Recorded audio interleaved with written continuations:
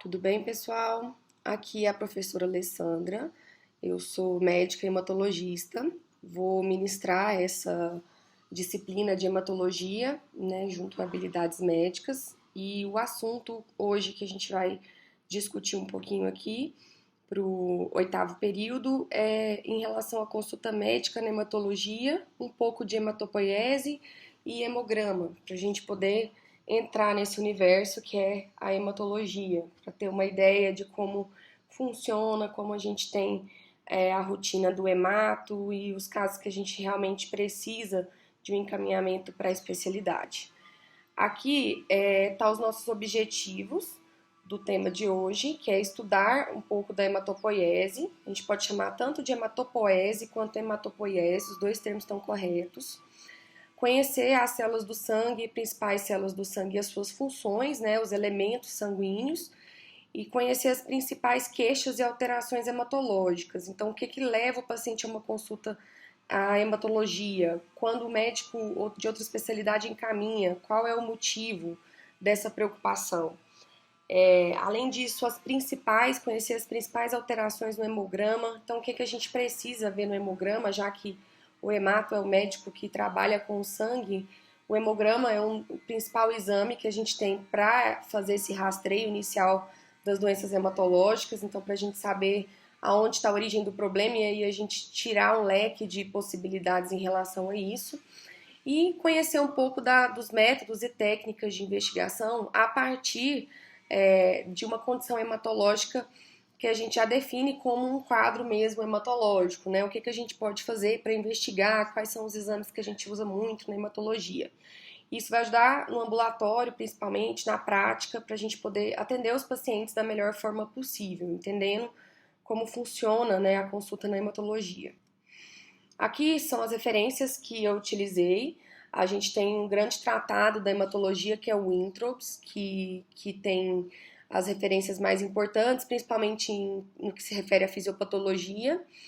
A medicina interna do Harrison também, que é um livro de clínica médica, que a gente vai ter bastante coisa de uma forma mais sucinta do que a gente precisa saber das principais alterações hematológicas. Esse livro aqui o terceiro é uma interpretação do hemograma que eu vou tentar disponibilizar para vocês, que é um livro que mostra algumas alterações e o que a gente tem que esperar na interpretação do hemograma. E o ASH, que é um outro livro da hematologia, que mostra as principais doenças. A gente tem essa primeira, né, que é a do Introps e do ASH, as referências são em língua inglesa, mas eu vou disponibilizar um material para vocês resumido desses dois livros, tá? Para a gente poder facilitar o estudo de vocês.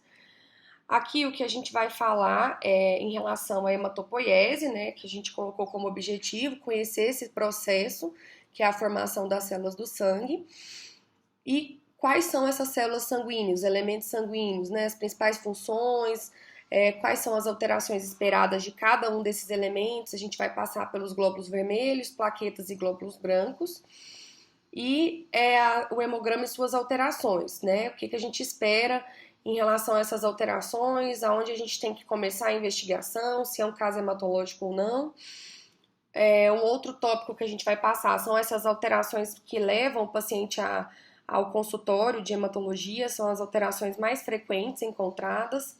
Eu coloquei como exemplo as anemias, que são as principais, né, que a gente conhece na prática, mas existem outras que eu vou discorrer aqui ao longo dessa aula, tá? Então, gente, a gente vai começar. A hematopoiese, ela é um processo, né, conhecido de produção dos elementos do sangue.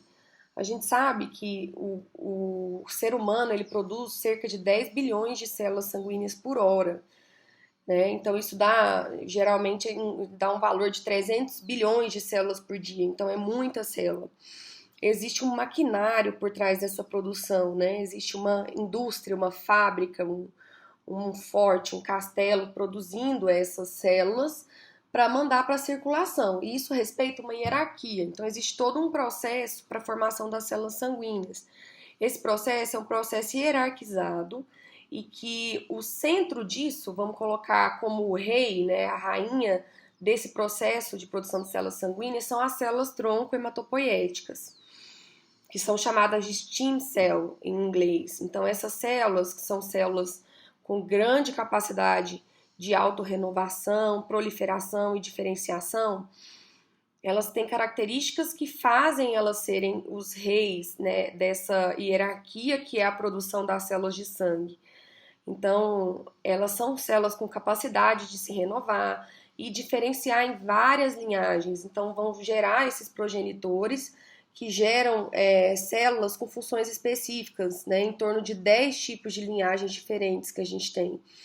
Então, isso tudo parte dessa célula-tronco, que é esse rei, né, desse castelo aí na produção das células sanguíneas. No adulto, a gente encontra essa célula-tronco na medula óssea, principalmente. A medula óssea não é a mesma coisa de medula espinhal, tem muita gente que confunde. Tá? A medula óssea é o tutano do osso.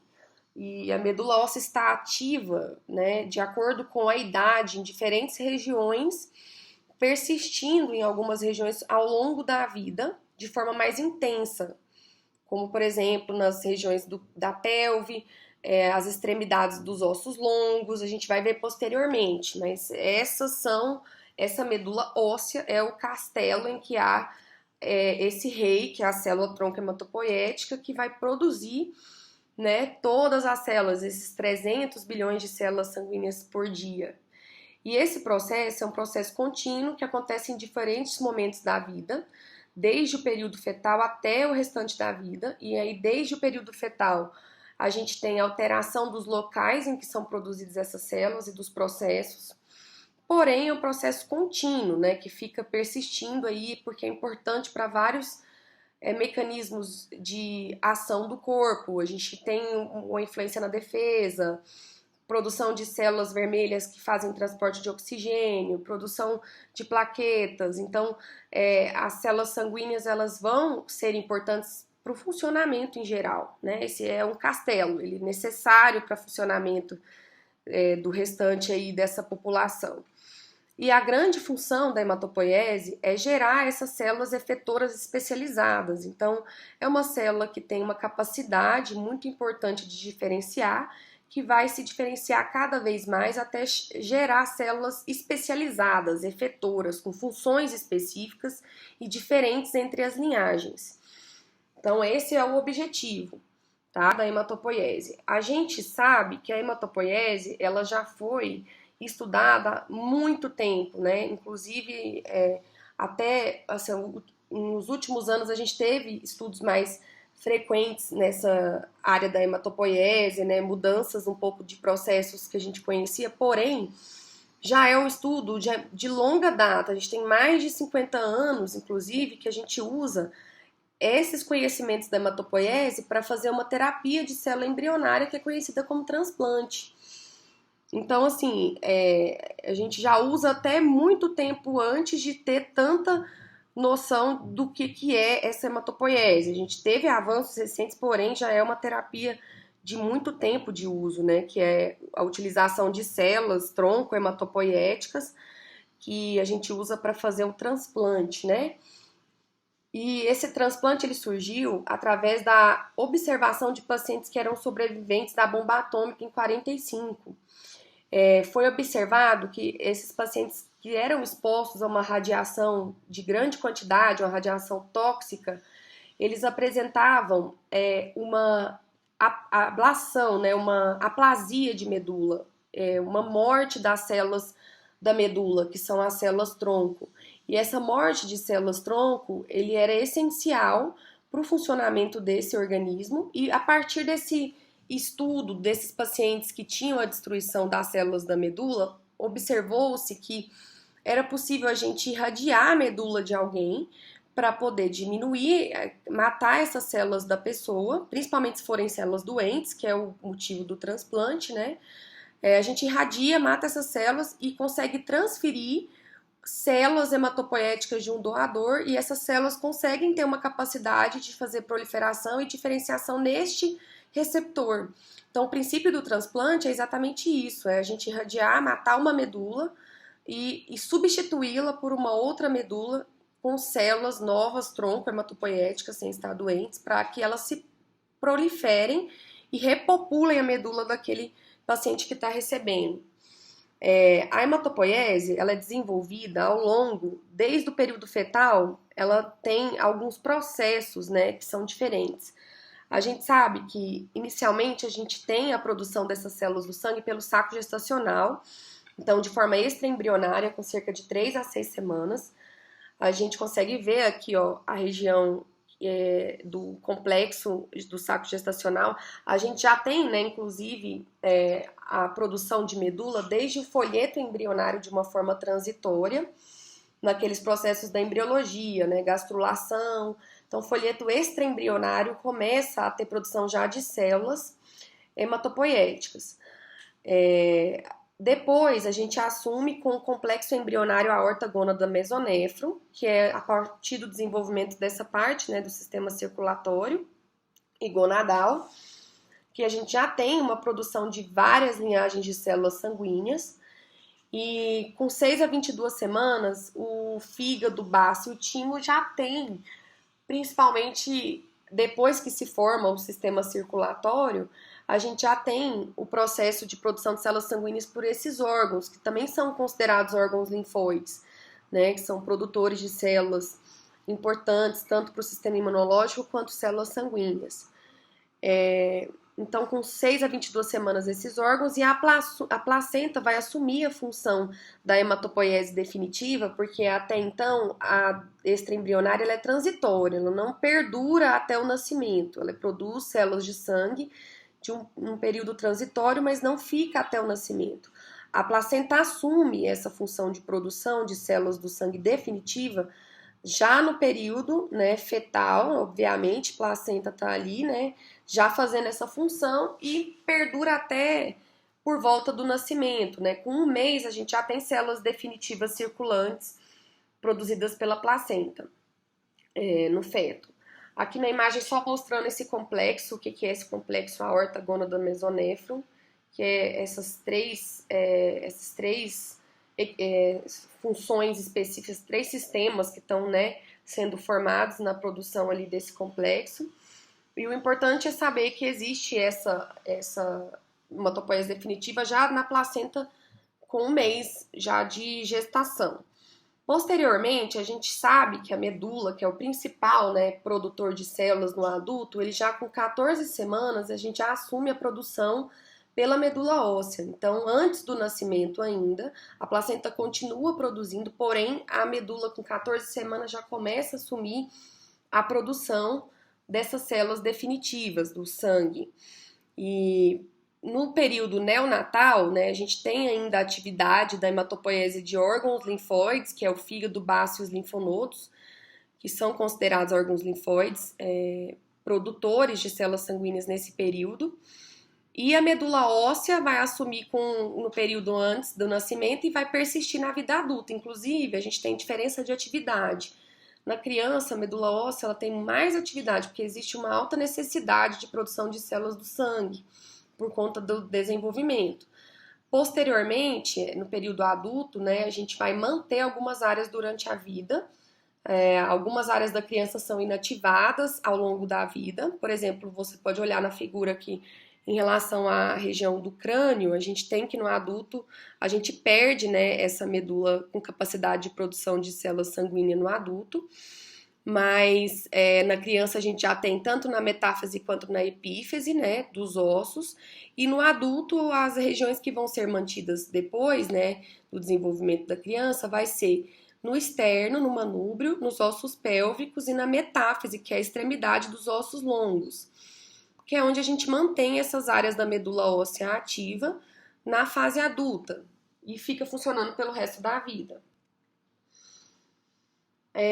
Alguns conceitos são importantes para a gente poder definir a hematopoiese, né? A célula totipotente é aquela célula que produz a primeira. Lá na divisão do zigoto, a gente produz células embrionárias e extraembrionárias, e são células com alta capacidade de replicação e alta capacidade de proliferação. Então, são células que fazem autorrenovação. É como se estivesse no topo ali da pirâmide de célula jovem capaz de se diferenciar em todos os tipos de linhagem. Então, ela está no topo da pirâmide. Posteriormente, que é um pouquinho mais diferenciada, mas ainda considerada célula indiferenciada, né, uma célula tronco, é a pluripotente, que vai conseguir produzir todas as células do corpo, incluindo células germinativas. Então, são células muito jovens, né, muito indiferenciadas, porque até células do folheto germinativo são produzidas. A célula multipotente, que são as células tronco mesmo, né, unidades formadoras de colônia, que é o que significa esse UFC, são as células tronco que a gente conhece, que a gente falou anteriormente, né, que são os reis do castelo. Elas já são células que têm uma restrição à linhagem germinativa, né? Então, as células tronco hematopoéticas são conhecidas como células multipotentes. As pluri e totipotentes, elas são um pouco antes e são células já que estão ali no período embrionário, né? As que a gente popula a medula óssea no adulto são células multipotentes, que também têm alto poder de renovação e diferenciação, geram, né, várias linhagens germinativas, mas já estão comprometidas com um tipo de linhagem germinativa e conseguem, a partir dessa linhagem, gerar vários subtipos de células do sangue. Por isso que é multipotente, porque eles conseguem formar vários tipos de células, múltiplos tipos. Essas que são usadas na terapia, né? Porque são as que populam a medula. Um pouco menos capazes de gerar todos os tipos do que a pluri e a TOT. Porém, em relação à vida do adulto, a multipotente está no topo da pirâmide, porque ela consegue se diferenciar em vários tipos celulares. E a unipotente, que já está restrito, né, uma linhagem específica, né, uma tipagem específica. Aqui eu coloquei um exemplo. A célula tronco, que é a que está na medula, multipotente, ela é capaz de produzir o precursor mieloide e o precursor linfóide. Então, são duas outras linhagens já comprometidas, né, com uma linhagem germinativa específica. Então, esses precursores já são unipotentes e a célula tronco é multipotente. A partir desse braço mieloide ou do linfóide, a gente vai ter a diferenciação em células cada vez mais especializadas até a gente ter a célula que vai para a circulação sanguínea, que são as células maduras, que são essas que já estão aqui do outro lado. Monócitos, eosinófilos, basófilos, neutrófilos, linfócitos e hemácias, né, com um grau de especialização alto. Aqui a gente consegue ver a hematopoiese num processo geral. Então, a célula tronco aqui, ele coloca como uma célula pluripotente, né? Então, assim, a célula tronco, ela pode ser definida como multipotente, que é a que está na medula, e a pluripotente, que é um pouco antes, que é uma célula que tem maior ainda poder de diferenciação. Sabendo que a primeira é uma célula tronco hematopoética, ou é uma célula stem cell, unidade formadora de colônia, já está entra já no conceito de célula tronco. A gente não precisa ter tão bem definido se ela é pluri, se ela é multi. Em geral, a gente considera multipotente. Aí a gente faz a produção dos progenitores mais especializados, que já são células que se comprometem em uma linhagem. No caso da mieloide, a gente vai gerar o megacariócito, que são as plaquetas, vão gerar as plaquetas, as hemácias, que são esses eritrócitos, e os mastócitos. O outro lado da mieloide, ainda dentro da linhagem, vai gerar o mieloblasto, que vão formar as células de defesa do sangue, que a gente conhece, né? São os basófilos, neutrófilos, eosinófilos, monócitos, que vão se transformar em macrófagos na circulação. Então, as células de defesa, elas são da mesma origem das hemácias e das plaquetas. Então, a gente sabe que esses glóbulos brancos, eles têm essa mesma origem. O progenitor linfóide, ele já é um outro braço dessa hematopoiese. No caso, a gente vai gerar células que são NK e os linfócitos, que também são células de defesa. Então, a gente chama de leucócitos, né, células brancas, as células de defesa, que são tanto da linhagem linfóide quanto mieloide. Então, célula branca, né, ou leucócitos, vão ser linfócitos, monócitos, eosinófilos, neutrófilos e basófilos, só que são duas linhagens diferentes. Dentro da linhagem dos mieloides, a gente encontra as subdivisões. A gente tem os granulócitos, que tem grânulos, A gente tem a classificação por núcleo, que é um núcleo multilobulado ou bilobulado. Em geral, o que é importante a gente saber é que esses dois braços vão formar o sistema imunológico e que do mesmo braço que uma parte do sistema imunológico tem, que é o eosinófilo, monócito, neutrófilo, basófilo, é formado também as células de sangue, as células vermelhas, né, que são as hemácias, e as plaquetas, que na verdade são restos celulares. Aqui, para a gente finalizar essa primeira parte, a gente precisa saber que o sangue em si, né, as células do sangue, os elementos sanguíneos, eles são compostos por 55% de volume, né, que é o líquido, que é o plasma, que tem proteínas, né, e outros elementos, fatores de coagulação, é a parte líquida do sangue, e a parte celular, que é 45% do volume, que é formado por glóbulos vermelhos, glóbulos brancos e plaquetas, que foi o que a gente falou. Né, os brancos vão ser daqueles dois braços, né, linfóide e mieloide, os vermelhos do mieloide e as plaquetas, do mieloide não, os vermelhos da progenitor mieloide e plaqueta também. Né? Então, aqui são os elementos, quando a gente centrifuga, a gente percebe a separação por densidade, por isso o plasma fica em cima no tubo de sangue. Essa camadinha verde são de glóbulos brancos e as mais pesadas que ficam embaixo, os glóbulos vermelhos. Os glóbulos vermelhos, gente, que são as hemácias, eles são eles fazem a circulação de gases importantes do corpo, que é o oxigênio e o gás carbônico. Essa maturação da linhagem, né, que faz parte da hematopoiese, ela precisa de um hormônio que chama eritropoetina. Então, a eritropoetina é o fator responsável pela maturação dessa linhagem eritroide, para que você tenha a formação de uma hemácia completa. Então, ela passa por esses estágios, né? Proeritroblasto, eritroblasto basófilo, depois cromatófilo, ortocromático, forma os reticulócitos, são células jovens que a gente pode encontrar na circulação periférica, e isso indica várias patologias, que é uma célula, isso mostra, né, que está tendo uma alta produção da medula, ou seja, está produzindo muito por algum motivo, ou está hemolizando, ou está tendo uma hipóxia, e aí a gente tem que aumentar a produção desse reticulócito. E são células jovens que a gente vai encontrar geralmente na medula, mas quando é muito rápido o processo, a gente encontra no sangue periférico. Isso ajuda no diagnóstico diferencial de várias doenças na hematologia. E a maturação final em hemácia. E todo esse processo ele é regulado por essa eritropoetina, que é sintetizada pelo rim. Todo o processo de formação, né, da hemácia, que acontece na medula, ela dura em torno de 7 dias. E depois que a gente libera essa hemácia para circulação, ela tem uma vida média de 120 dias. Que são as hemácias? Né? São células anucleadas em formato discoide, bicôncavo, que são flexíveis, conseguem entrar em capilares finos para poder fazer a distribuição desses gases. Aí aqui a gente tem a demonstração na imagem, essa demonstração aqui em desenho, é um desenho que eu vou falar para vocês no final, que tem no Netflix, que é uma série que chama Cells at Work, que mostra o funcionamento do corpo humano em forma de desenho japonês. Então, para quem gosta, é uma dica que eu deixo. Eles explicam os processos biológicos do sangue, combate imunológico contra neoplasias, contra vírus, tudo em forma de desenho japonês.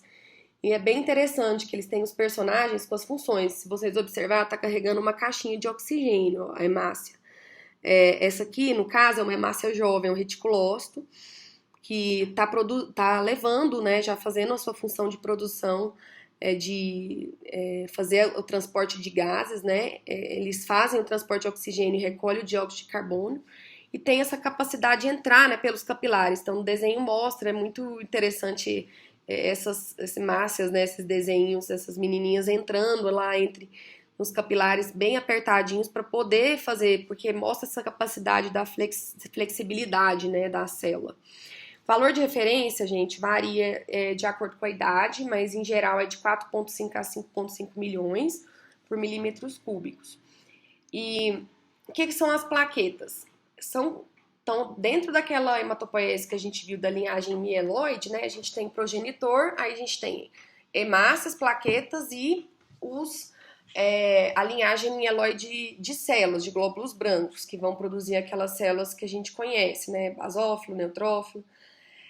As plaquetas são derivadas, são corpos discoides, não são consideradas células, são elementos de fragmentação celular. Então, são corpos em forma de disco, sem núcleo, que vem de um fragmento do citoplasma, que é o megacariócito, que é uma célula da medula, uma célula bem grande. Essa célula grande vai fazer uma fragmentação do citoplasma e vai gerar essas plaquetas que vão circular no sangue. Em torno de 10 a 14 dias é a vida média das plaquetas, e a principal função é a hemostasia, que tem a ver com a formação do tampão plaquetário, agregação e ativação das vias de coagulação para a gente evitar de ter um sangramento excessivo a partir de um estímulo. E também elas têm relação com o quadro trombótico por conta de fazer esse processo hemostático. Ele tem que ter uma parada. Assim que a gente tem um estímulo para fazer a cicatrização de uma ferida, aquele trombo que é formado, ele precisa ser parado em algum momento, senão a gente acaba tendo uma formação de trombo de forma patogênica e fazendo trombose, né, que vai gerar várias consequências para o indivíduo. Então, existe um controle disso, que deve ser feito de forma fina. A falta, né, da plaqueta e o excesso vão estar relacionados com distúrbios de coagulação, tanto predispondo a sangramentos quanto predispondo quadros trombóticos. Valor de referência de 150 a 450, portanto, plaquetopenia abaixo de 150 e plaquetose, que é o aumento acima de 450. Da mesma forma que a linhagem eritroide, aqui na plaqueta a gente tem que o hormônio importante nesse processo que faz a maturação da hematopoiese é a trombopoetina, que é sintetizado pelo fígado. Por isso, gente, função hepática e função renal tem que estar boa, porque esses dois órgãos, eles produzem elementos importantes na maturação dessas células. Então, o paciente que tem insuficiência hepática, ele pode ter distúrbio de coagulação porque ele faz uma queda da trombopoetina e isso impede ele de formar plaquetas de forma adequada. Isso vai afetar na hemostasia. Então, vai ter distúrbio de coagulação, distúrbio de trombose? Sim. Então, o paciente com problema renal, ele tem baixa eritropoetina, tanto é que são indicações de reposição desse hormônio, porque a gente vai ter uma quantidade de hemácias, né, porque a gente está falando de eritropoetina, menor no paciente que tem insuficiência renal. Isso vai gerar consequências. Então, são órgãos importantes na maestria aí da produção de células sanguíneas. E aí, o que originam essas plaquetas, que são esses corpos discoides, são os megacariócitos, que são células medulares. A gente vai continuar aqui em outro para não ficar muito grande.